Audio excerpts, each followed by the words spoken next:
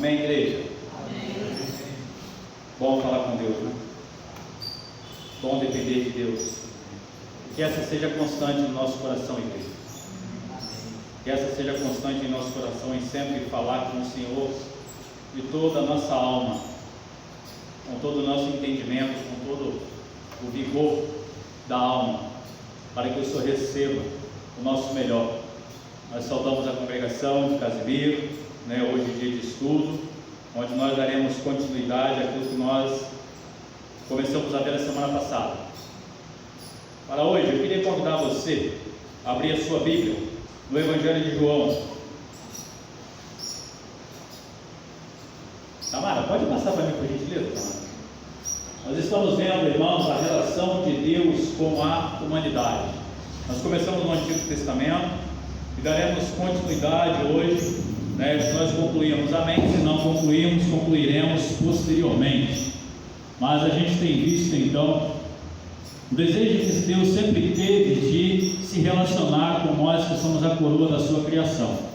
Isso aconteceu lá atrás, no Éden, e a gente já viu isso, e a gente veio caminhando então, desde o momento em que Deus criou o homem, e temos percorrido por alguns ensinamentos à luz das Escrituras Sagradas, podendo visualizar sempre o desejo de Deus de se relacionar com o seu povo. O propósito de nós estarmos estudando isso é compreender a forma de Deus se relacionar com o seu povo, ou seja, a forma de Deus se relacionar com você, a forma de Deus se relacionar com a sua igreja, nos dias atuais, ainda que vivamos num período diferente do passado, mas o Deus que nós servimos é o mesmo Deus, que ainda deseja se relacionar com o seu povo. E para hoje, para nós iniciarmos, Evangelho de João, capítulo 1, versículo 10.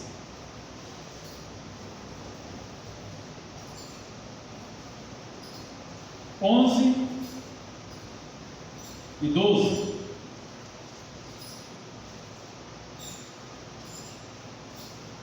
Diz: o Verbo estava no mundo, o mundo foi feito por intermédio dele, mas o mundo não o conheceu. Veio para o que era seu, e os seus não o receberam. Mas a todos quantos o receberam, deu-lhes o poder de serem feitos filhos de Deus, a saber, aos que creem no seu nome. Meus irmãos, a maior revelação de Deus, a maior forma de expressão de relacionamento de Deus com a humanidade foi a vinda de Jesus Cristo, o Verbo encarnado, para que pudesse então cumprir o que ele cumpriu, padecer da forma como padeceu, para que hoje nós pudéssemos ter essa oportunidade que é relatado aqui no versículo 12. Nós recebemos ao Senhor, onde então deu-lhes o poder de serem feitos filhos de Deus, a saber, os que creem no seu nome. Essa é a maior expressão da revelação de Deus para conosco.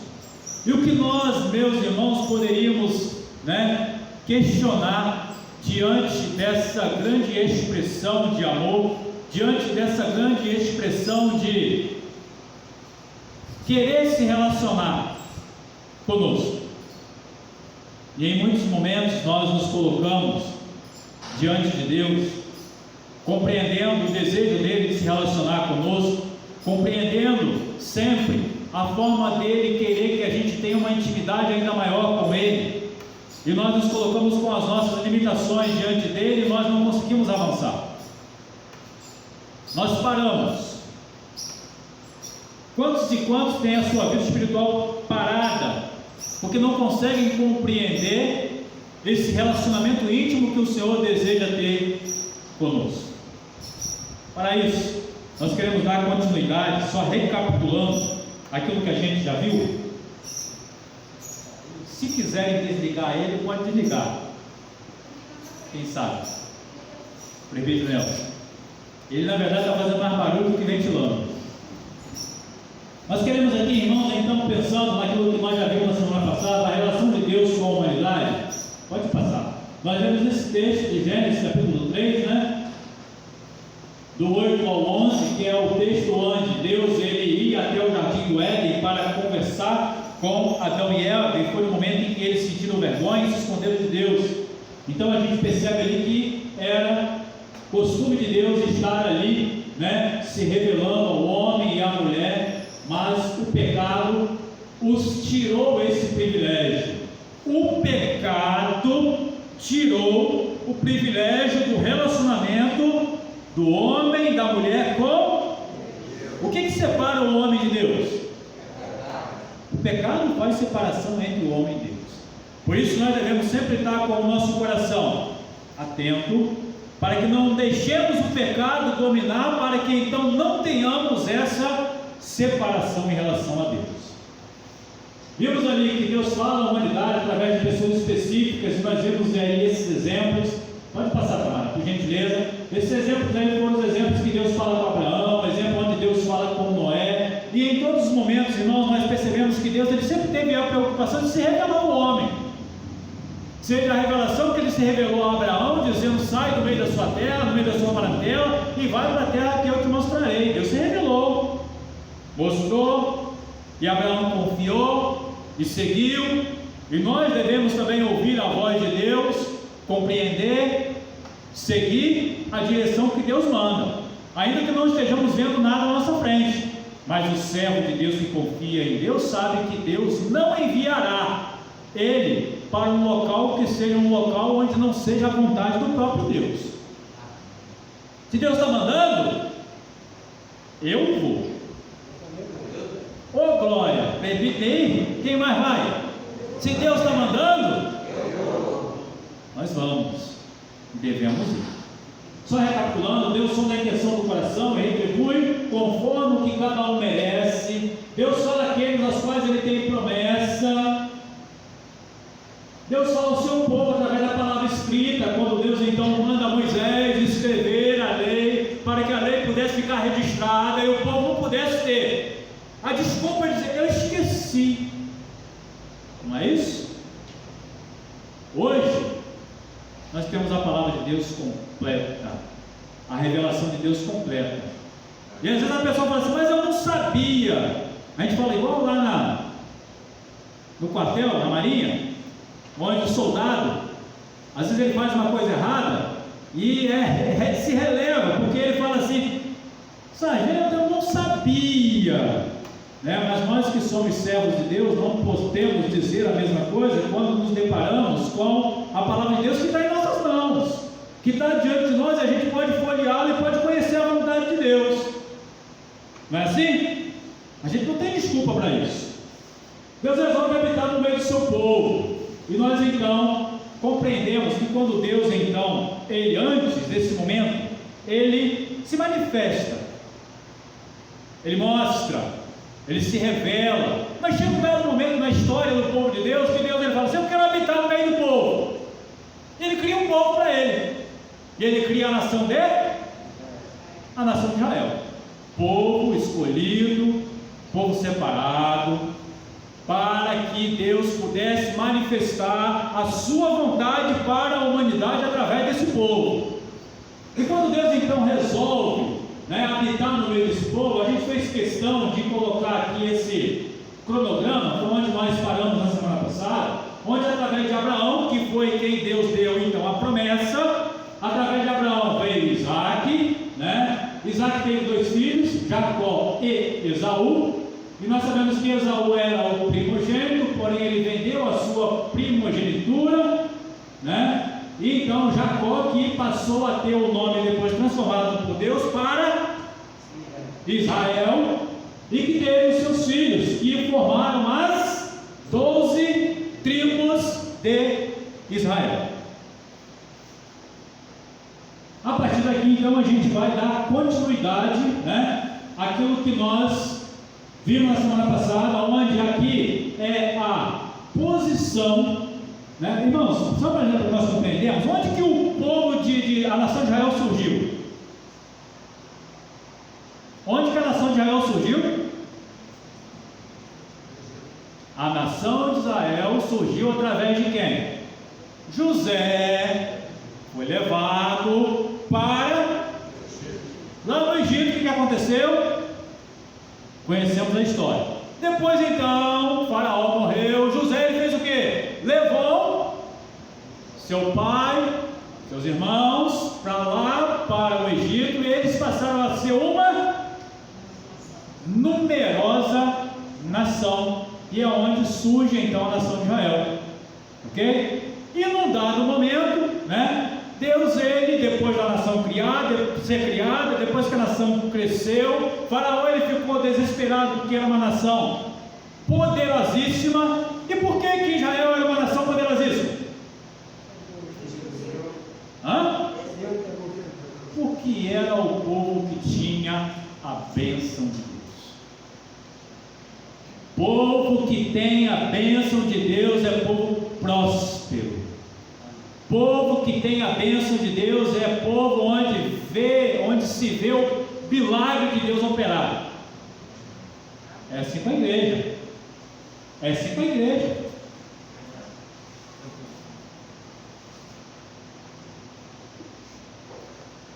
Molho na garganta de vez em quando, senão a voz vai embora.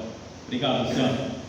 Então aqui, irmãos, era o momento então que o povo de Israel já havia sido liberto. Nós conhecemos a história. O povo de Israel foi criado lá dentro do Egito, mas chegou no dado momento em que eles clamaram a Deus para que pudessem sair, porque estavam debaixo de servidão. Faraó então estava oprimindo o povo, que sabia que aquele povo iria crescer e podia até dominar o Egito, e ele queria destruir por completo o povo e começar a escravizar o povo.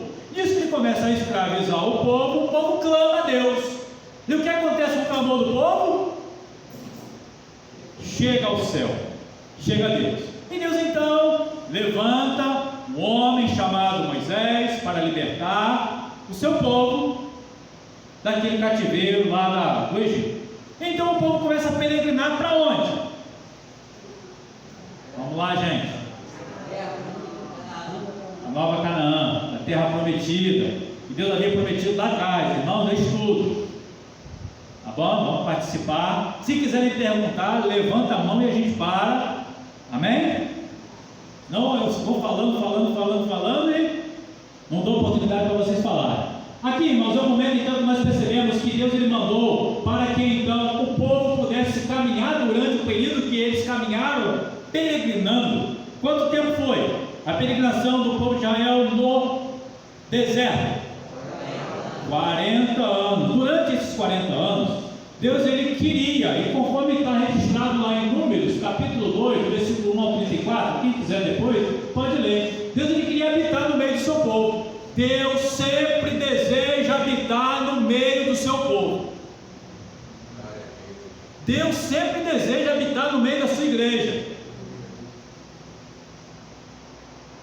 E assim ele dispôs as 12 tribos de Israel, né, ali em volta do tabernáculo, que significava a presença de Deus, onde a presença de Deus estava ali, tá bom? Então nós temos aí todas as tribos, e nós marcamos ali a tribo de Efraim e Manassés, para que nós no próximo slide possamos compreender, né, como que surgiu de fato aí a nação de Israel, e essa disposição da nação de Israel, enquanto peregrinavam pelo deserto, tendo sempre a presença de Deus no meio deles.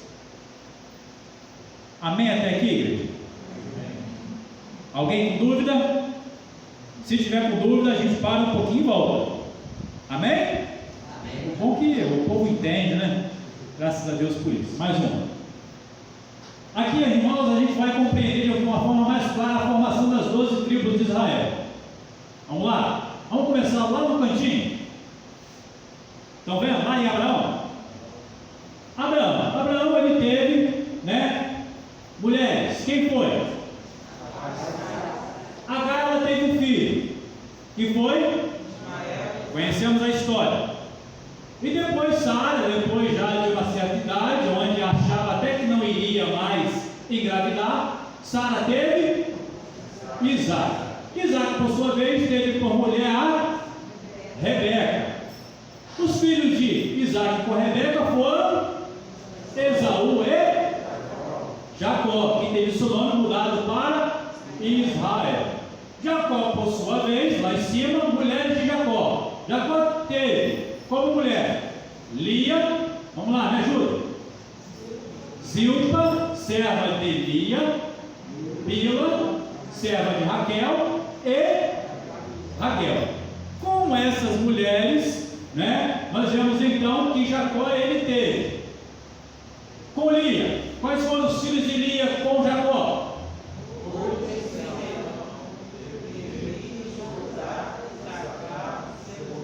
Os filhos de Jacó com Zilpa. Os filhos de Jacó com Bila. E os filhos de Jacó com Raquel. Amém até aqui, igreja? Alguém ficou para trás? Não? Então vamos lá.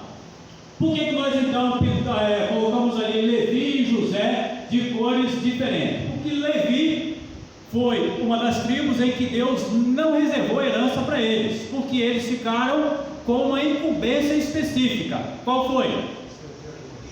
Servir no templo, serem os sacerdotes, a tribo de Levi.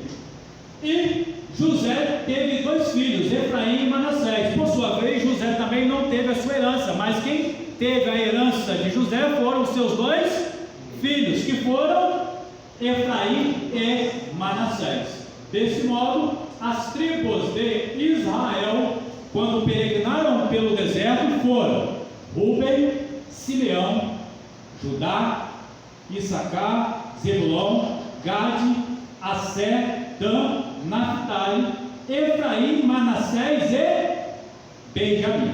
Volta um pouquinho, conforme essa imagem que nós já havíamos explicado para os irmãos. Amém? Talvez seja um pouco confuso, né? Porque a gente, quando coloca tudo assim dentro de um cronograma, mas a gente consegue visualizar um pouco melhor. Irmãos, o que a gente quer destacar aqui é a formação do povo da nação de Israel e o desejo de Deus de habitar no meio do seu povo. Para isso ele formou o povo, e ele fez como ele quis. Deus é soberano. Deus é soberano no meio do seu povo. Deus é soberano no meio da sua igreja. Deus é soberano nas nossas vidas, irmãos.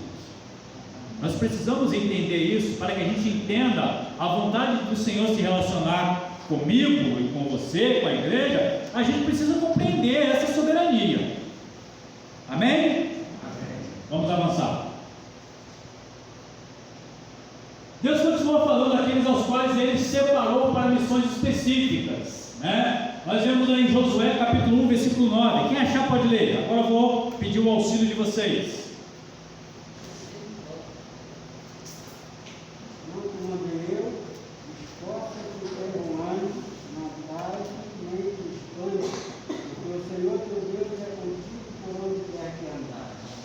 Deus ele anima Josué para que ele dê continuidade à promessa que ele havia feito para o povo. E a gente vai perceber, irmãos, que para Deus cumprir a sua promessa, Ele vai levantar alguém. Amém? Amém. Deus vai levantar alguém. A promessa que Ele fez, Ele vai cumprir. E Ele sempre vai levantar alguém. E a pergunta que eu faço para você nessa noite é: será que esse alguém não é você?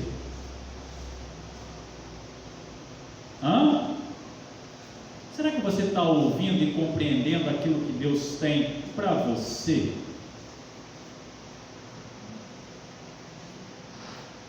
Mais um.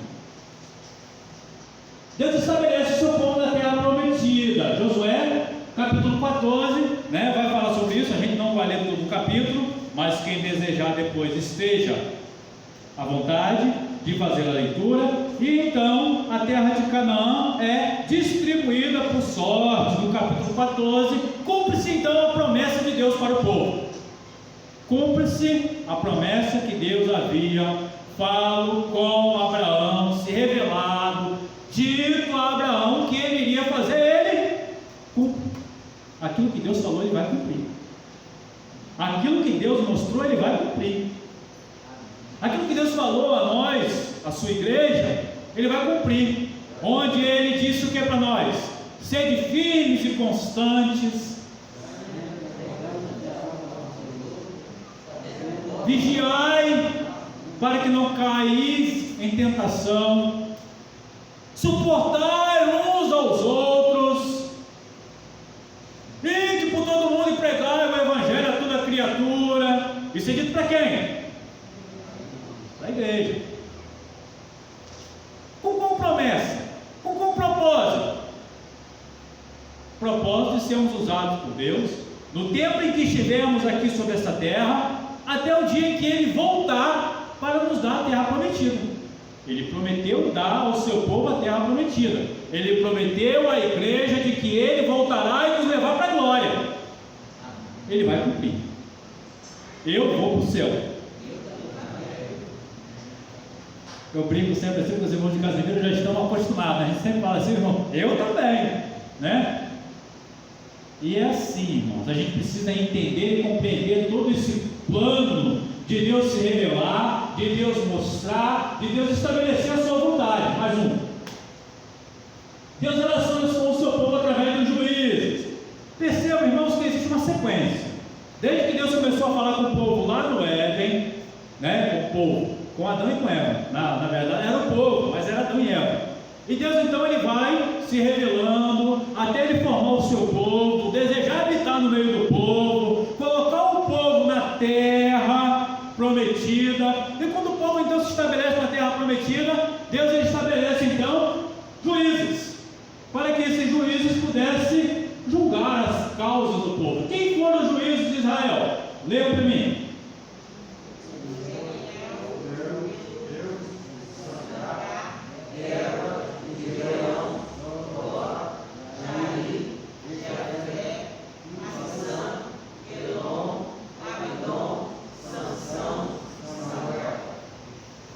Samuel foi o último juiz. Período dos juízes. Período dos juízes. Esses juízes eles tinham separados por Deus, comissionados por Deus para julgar as causas do povo. Mas chega um determinado momento que o povo faz o quê? Pede um rei. 1 Samuel capítulo 8, versículo 1 ao versículo 10, os irmãos conhecem. O povo ele chega diante de Samuel, que foi o último juiz, e fala assim: você já está ficando velho. As outras nações têm reis que reinem sobre eles, e nós não temos. Não é isso? Constitui um rei que reine sobre nós. E Samuel ele chega diante de Deus, isso está no texto, nesse texto, tá, irmãos? E Samuel chega diante de Deus e fala para Deus, e aquilo não agrada a Deus. Porém, Deus fala: ué, mas já que o povo está pedindo, seja feita a vontade do povo, sabendo o povo que eles terão obrigações para com esse rei. Eu mesmo quero reinar no meio do povo, mas se o povo está pedindo rei, que seja feita a vontade do povo. Pode passar mais um, por gentileza. Deus manda Samuel ungir um sucessor. Na verdade, esse texto em 1 Samuel, do 8 ao 10, vai falar do primeiro rei de Israel, que foi Saul. Porém, Saul, ele foi o rei escolhido pelo povo, pela sua aparência, pelo seu porte, como nós conhecemos na história. Não foi o rei segundo a vontade de Deus. Então vem posteriormente a Saul. Deus manda Samuel ungir o sucessor de Saul, que está relatado em 1 Samuel, capítulo 16, versículo 1 ao 13. E quem foi o rei sucessor de Saul? Davi. Compreendamos aí que Deus ele vai seguindo uma sequência de relacionamento com o seu povo. O sucessor de Davi, 1 Reis, capítulo 1, versículo 39. Vamos ler esse texto. Quem achou pode ler.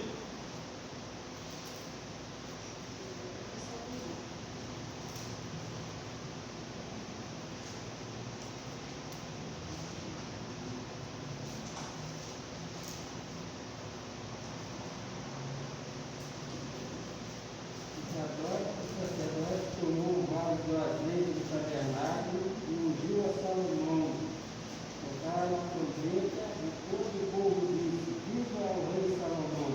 Então Salomão, ele foi, né, o sucessor de Davi, ungido nesse momento em que nós vemos esse versículo. Salomão edifica então o templo. Preste atenção agora nessa parte aqui. Deus começou a se revelar ao povo lá no início da história, vem se revelando. No momento em que o povo estava em peregrinação no deserto, Deus quis habitar no meio do povo, mas porém não poderia ter um templo fixo. Por quê? Porque eles estavam peregrinando pelo deserto. Então o tabernáculo era um templo, porém ele era móvel. Mas quando então o povo se firma na terra prometida, então já tem um rei, Deus então faz o que? Manda que seja edificado um templo. Para quê?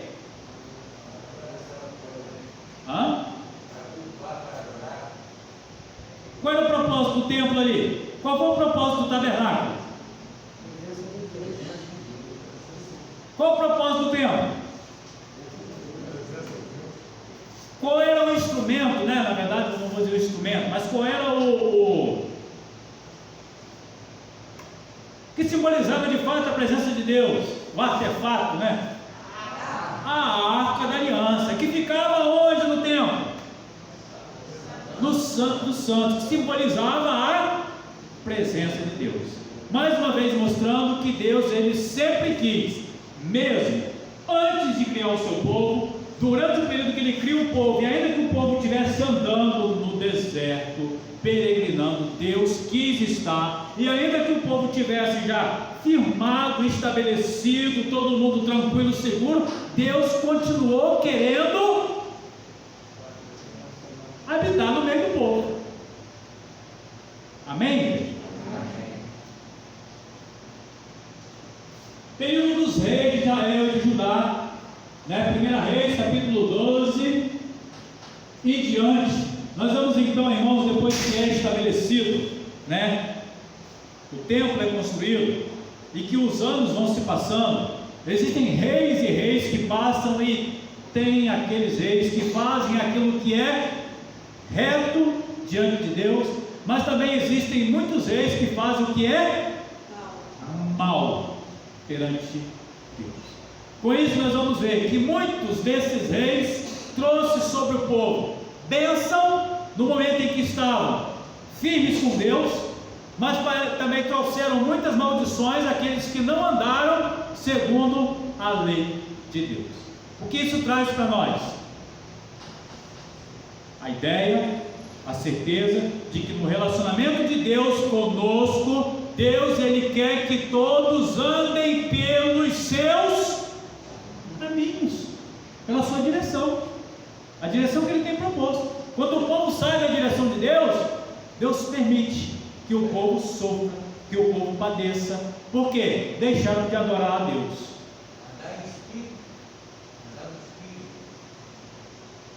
Sim, andar buscando ao Senhor de todo o seu coração, de toda a sua alma, como ele sempre orientou o seu povo. Ele sempre orientou o povo desse jeito. E dentro desse período então dos reis, irmãos, Deus, ele levanta profetas. Ele levanta os profetas para quê? Para revelar ao povo, para trazer a mensagem que ele queria trazer ao povo. E temos o exemplo de Elias, Eliseu e outros profetas que profetizaram ao povo de Deus, como Isaías, Jeremias, né? Temos os profetas maiores e temos os profetas menores, todos homens de Deus, levantados por Deus, para que Deus pudesse se revelar ao seu povo. Amós, Oséias, Ezequiel. E depois então do período, esse período dos profetas, teve um período que é chamado de período interbíblico, ou seja, um período onde Deus, ele fez um silêncio. É conhecido também dentro do estudo, né, da trajetória teológica como o tempo do silêncio de Deus.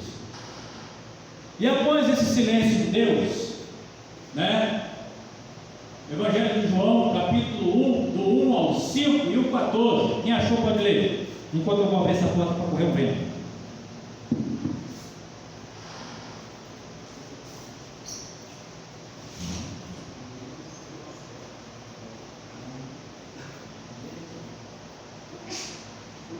era o Verbo estava com Deus, o Verbo era Deus. Ele estava no princípio com Deus, todas as coisas foram feitas por ele, e sem ele nada do que foi feito se fez. Nele estava a vida, e a vida era a luz dos homens. E a luz resplandece nas trevas, e as trevas não a compreenderam. 14. E o Verbo se fez carne e habitou entre nós, e vimos a sua glória, como a glória do unigênito do Pai, cheio de graça e de verdade. Quem era o Verbo? Jesus.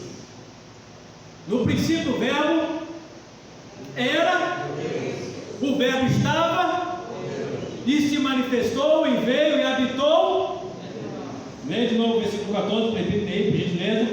O Verbo se fez carne e habitou entre nós, e vimos a sua glória como a glória do unigênito do Pai, cheio de graça e de verdade.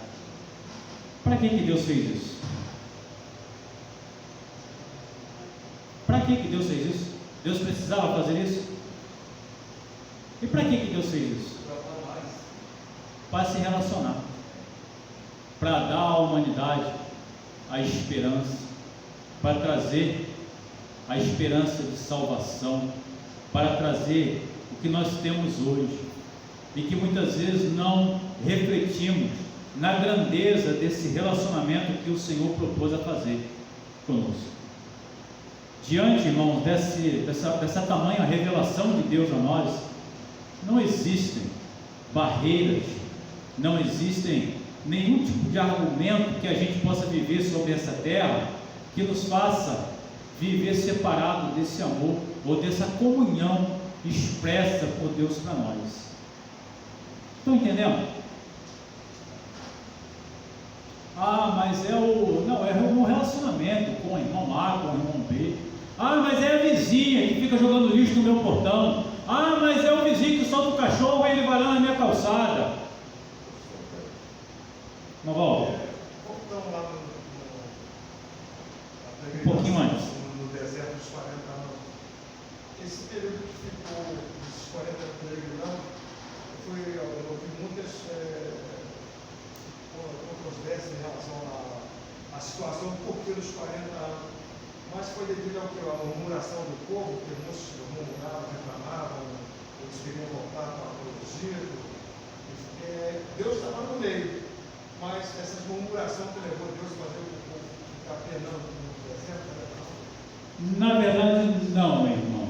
Na verdade, as murmurações surgiram, o povo era um povo ingrato, viram o poder de Deus, viram as maravilhas de Deus e ainda assim viravam as costas. Isso simboliza para nós, muitas das vezes, as nossas atitudes diante de Deus.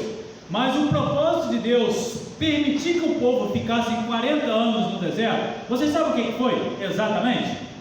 O povo era um povo que estava vivendo em cativeiro. Eles não sabiam ser um povo, eles não sabiam se defender dos inimigos. O povo de Israel, quando sai do Egito, ele não tinha uma organização. Ele era um povo muito numeroso, mas era um povo que só sabia cumprir ordem dos reis de Faraó.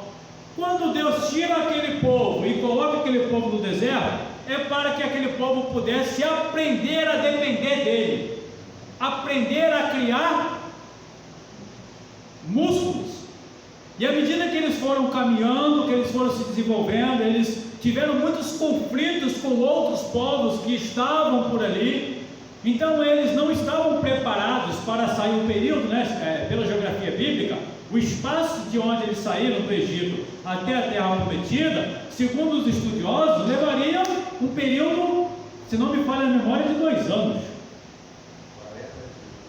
40 dias? Quem falou 40 dias? 40 dias? Ou seja, era um espaço bem pequeno. E por que Deus não mandou então que o povo fosse direto? Porque havia ali inimigos e certamente sem eles se prepararem, sem eles se formarem, sem eles receber a direção de Deus, a lei, tudo que a gente sabe que Deus fez, eles não conseguiriam chegar na terra prometida. A maior parte dos estudiosos teológicos caminham com essa perspectiva teológica, irmão Paulo.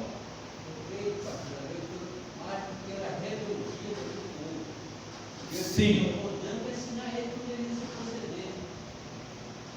Mas essa parte da ser ingratos, duros, assim, muitos absurdos, discutiam muito, e muitos isso repete muito na nossa vida atual. Murmuração, a gente murmurava muito, muitos não tem noção. Parece que essa situação de querer música de retornar para o Egito, porque lá estava melhor, não estava passando a situação por Deus fazendo uma nave descer do céu, água jorrada da pedra, mas a murmuração sempre acho que havia esse ponto, né? Sim. E eu acho que, eu digo assim, pelo estudo que eu um certo tempo, né? Devido a essas murmurações, deixa eu falar. Eu acredito que achava que o Senhor foi fazendo para ele dar mais. Muitos foram morrendo pelo caminho também. Sim, na verdade a consequência principal, o desfecho principal, foi que toda aquela geração que saiu do Egito, só quem entrou lá na terra prometida de fato? A consequência. Luiz Eduardo.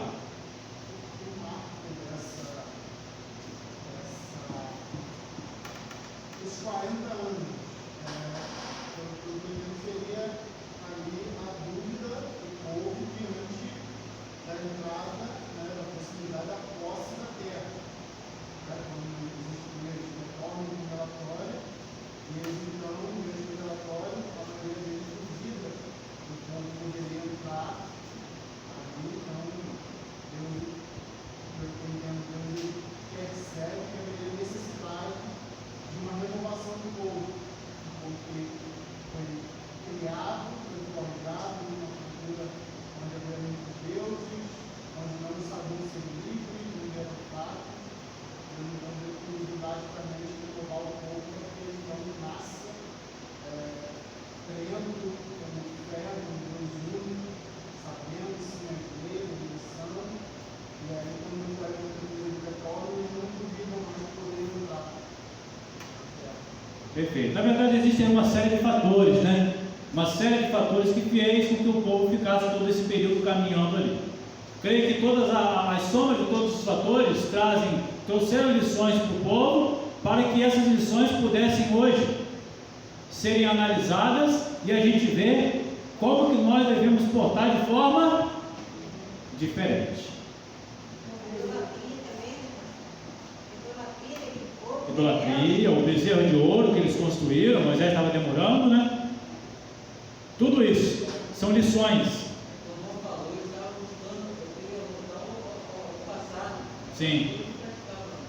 E existe uma tendência natural até o dia de hoje das pessoas quererem retroceder. Quantos e quantos falam assim: eu estou aqui diante dessa prova aqui, eu vou parar, eu vou desistir. Às vezes a gente ouve isso, irmãos, de pessoas maduras da fé. E às vezes a gente olha isso e fala assim: meu Senhor, como é possível? Como é possível? Né? Eu creio que muitos daqueles que saíram do Egito, um dos objetivos era a dependência de Deus, aprender a viver na dependência de Deus. Muitos não aprenderam, na verdade, né? Ficaram pelo caminho. E também, além de muitas lições que a gente extraiu nesses 40 anos, tudo aquilo foi, vamos dizer assim, um meio para que Deus se revelasse a nós, né, de quem é Deus realmente e o que Deus pode fazer pelo seu povo. Até onde o povo precisa entender que depende de Deus. E aí Deus mostrou para eles: eles têm que passar no mar e eles abrem o mar. Você tem que atravessar o rio, tá? Vocês têm que entender que eu sou Deus e não aquele rio. Porque eu tenho o propósito de levar esse povo para Canaã. Então, eles precisavam entender que não havia obstáculo algum que pudesse impedir o agir de Deus para cumprimento daquilo que Deus havia falado. Perfeito. Perfeito. Relacionamento de Deus com o povo, né? A gente está conseguindo então visualizar e compreender o relacionamento de Deus com o povo ao longo da história, até chegarmos aqui onde nós chegamos, na manifestação de Deus vindo de forma física para morrer na cruz do Calvário a nosso favor. Jesus, através da sua morte, inaugura uma nova fase de relacionamento com o seu povo. Preste atenção nisso. A forma de Deus se relacionar com o seu povo, ela vem mudando ao longo da história. Vamos ler esse texto? Lucas 23, 44, 45 e 46.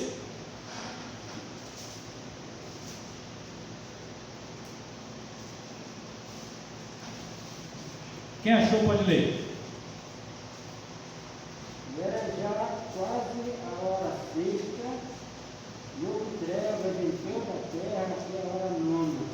Escureceu-se o sol, rasgou-se ao meio o véu do templo. E clamou Jesus com grande voz e disse: Pai, nas tuas mãos entrego o meu espírito. E havendo dito isso, expirou.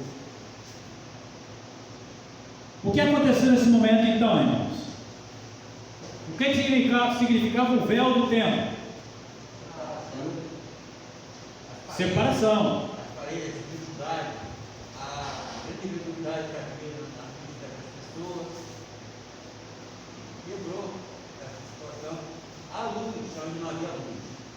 Então, irmãos, nós vemos então que através da morte de Jesus, todos passaram a ter livre acesso a Deus. Nós temos livre acesso a Deus. Você tem livre acesso a Deus, porque o véu se rasgou nesta nova fase de relacionamento de Deus. Porque antes disso, só quem podia falar com Deus era quem? O sacerdote. Só o sacerdote. Mas então, a partir desse momento, é inaugurado um novo tempo. Oh, que maravilha! Quem levantou a mão? Irmão João. Mas, pastor, isso depende de cada um de nós, a nossa dedicação também. Porque também, se a gente entrar pelas coisas materiais, a dignidade vai do coração da gente, a gente não conseguir alcançar. Exatamente, irmão João. Depende de nós compreendermos o desejo de Deus se relacionar com a gente. E para que nós possamos então entender e compreender tudo isso, a gente precisa fazer a nossa parte. Nós precisamos fazer a nossa parte. E qual é a fazer? Qual é a minha parte que eu tenho que fazer? Primeiro, pecado e Deus, luz e trevas, não dá. E o tempo passa a ser. Quem é o tempo? Nós vamos ver agora no próximo. Ele já antecipou. Vamos lá. Jesus prediz uma outra fase de relacionamento com o seu povo. O que o Senhor Jesus diz no Evangelho de João, capítulo 16, versículo 7 ao 8? O que ele diz? O que ele diz? Vamos ler. Meu auxiliar aqui da leitura, vamos lá, auxiliar. Todavia digo-vos a verdade, que vos convém que eu vá, porque se eu não for, o Consolador não virá a vós, mas se eu for, enviar-vos-ei. Quando ele vier, convencerá o mundo do pecado, da justiça e do juízo. Jesus ele fala que ele iria, mas que ele inauguraria uma nova fase de relacionamento de Deus com a humanidade. Que seria o envio de quem? O envio do Espírito Santo. Onde Deus então passa a habitar? Através do o cumprimento da promessa de Jesus do envio do Consolador. Atos capítulo 2, do versículo 1 ao 4. Quem achou? Por favor. Cumpriu-se o dia do Pentecostes, estavam todos reunidos no mesmo lugar. De repente vem do céu um som como um vento veemente, impetuoso, e encheu toda a casa em que estava sentado. Foram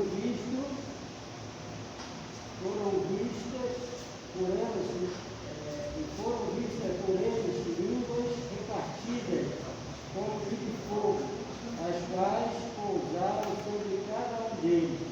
Todos foram cheios do Espírito Santo e começaram a falar outras línguas, conforme o Espírito Santo lhes concedia O que aconteceu então, irmãos, nesse relato de Atos capítulo 2? Cumpriu-se a promessa do envio do Consolador que o próprio Jesus falou. E então, qual o propósito, da descida do Espírito Santo que o próprio Jesus falou? O que ele faria? Convenceria quem? O pecador, o homem, de quê? Da justiça, do pecado e do juízo.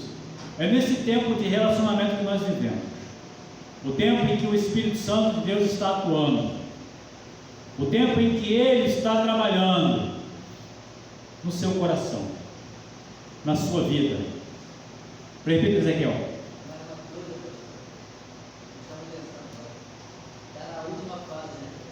O Pai, o Filho e agora a última. Exatamente. A manifestação de Deus, se dá de três formas ao longo da história. Mas em todo tempo Deus se relacionou com o seu povo, porém de forma diferente. E a forma de Deus se relacionar hoje é através do seu Espírito Santo. É quem traz luz, é quem traz compreensão ao lermos a sua palavra, Acho que na sequência a gente vai ver aqui as obras do Espírito Santo.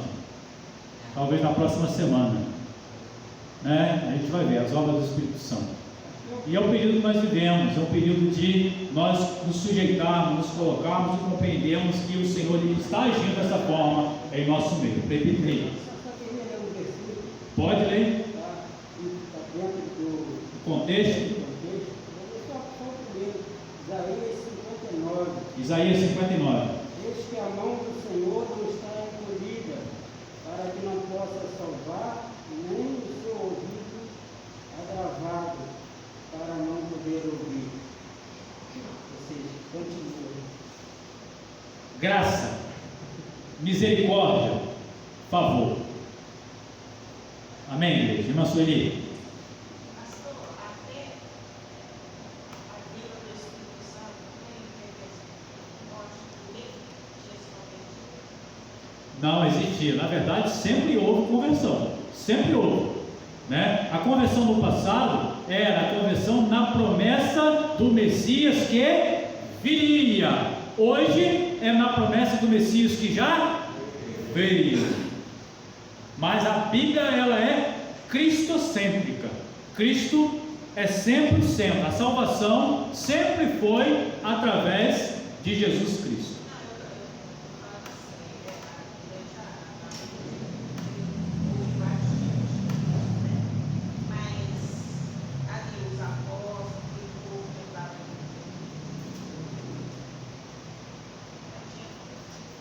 Se tinha, no caso, conversão, salvação? Sim, não, mas havia. A gente pode até voltar um pouco mais atrás. Por exemplo, o próprio Abraão, vamos pegar lá no passado. O próprio Abraão, Noé, Moisés, foram pessoas que eram pessoas de fato com toda a convicção, com a sua fé voltada em Deus, nas promessas, naquilo que Deus estava revelando a eles, que ainda tinha limitações, mas ainda assim eles tinham convicção da sua fé em Deus, Criador, que fez tudo que fez no meio deles. Joia? Agora eu posso afirmar para vocês, com toda a propriedade, hoje é muito mais fácil a gente compreender a revelação de Deus, a forma de Deus se relacionar. No passado era muito mais difícil, mas hoje nós temos a revelação de Deus completinha, até o dia que Ele vai consumir todas as coisas.